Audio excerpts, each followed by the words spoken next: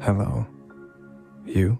People consider Roman the strongest Ghostface killer, so let's see who the stronger stalker is. The Eat the Rich Killer, or the Ghostface Killer's director. I'll start with Joe, who is 38 years old by season 5 of You.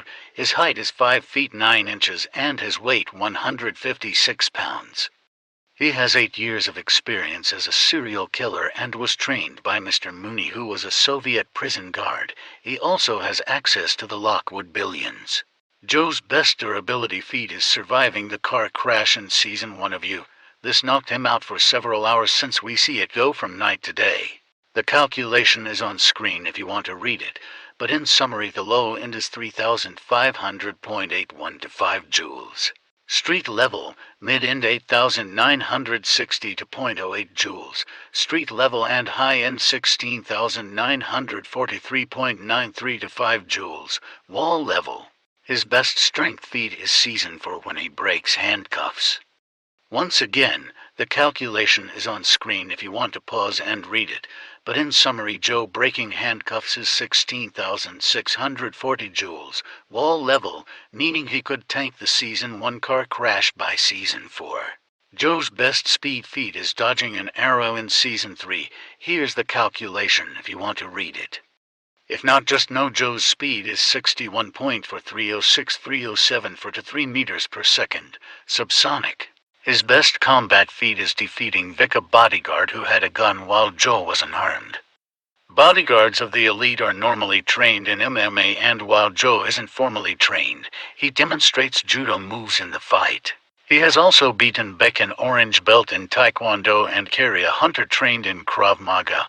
For equipment he doesn't have a consistent tool set, but has used things like hammers, knives, chloroform, ketamine, aconite, guns, bow and arrows. Now on to Roman Bridger. He's 30 years old with a height of 6 feet 1 inch and a weight of 165 pounds.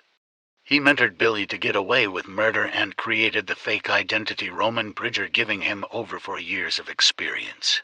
For equipment he carries multiple Buck 120 hunting knives, a bullet/stab-proof vest, and an American Derringer Model 1, which has an ammo capacity of 2 rounds, firing bullets up to 213 meters per second, subsonic plus, and hitting with 900 joules, street level.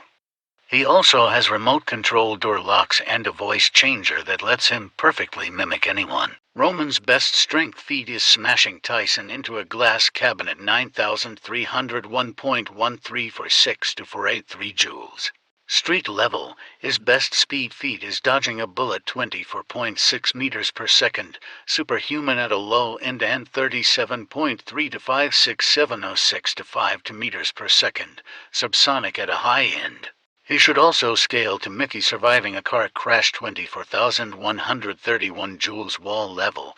The house explosion he rigged is 0.13963 tons of TNT, small building level. Well, that covers all their stats. Now to go over who wins in a fight. Hand to hand, Joe's faster, stronger, and a better fighter. Unless you use the Mickey scaling, but even then, Joe should still easily take Roman to the ground and choke him out. Granted, Roman can only die if... The head. What? You have to shoot him in the head, or they always come back.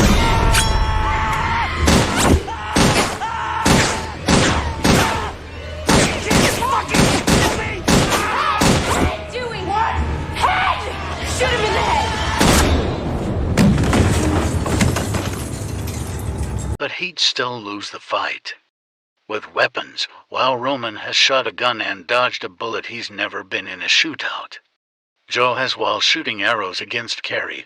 Roman also only has 2 bullets in his gun, so ultimately Joe will shoot him. But Joe doesn't headshot people. In fact, he's really bad at confirming kills. He'll probably shoot Roman in the chest, think he's dead, drop his guard, and get sneak attacked. Same in a knife fight. Joe's faster and will disarm Roman before stabbing him in the chest, assuming he's dead, only to get stabbed in the back and killed. With prep time, Roman's best chance is to use the voice mimicker to make Joe think he has Henry, lock him in a house and blow him up.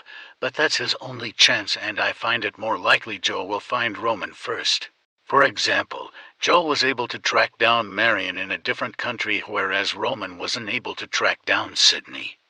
The fact he got Sydney's phone number and the only people that would have that are Dewey and Neil means he stole it from Dewey. But even with that, Roman couldn't find her, and so he forced her out of hiding. Meaning Joe will find Roman first and put him in the cage. The only advantages Roman has is his equipment, and that he won't die unless shot in the head. Ultimately, I think a prime Joe Goldberg could solo the Screamverse, specifically the Scream section. He's not beating the Greater View-esque universe, since H20 Michael and Angels exist in it. Well, that's everything. Good.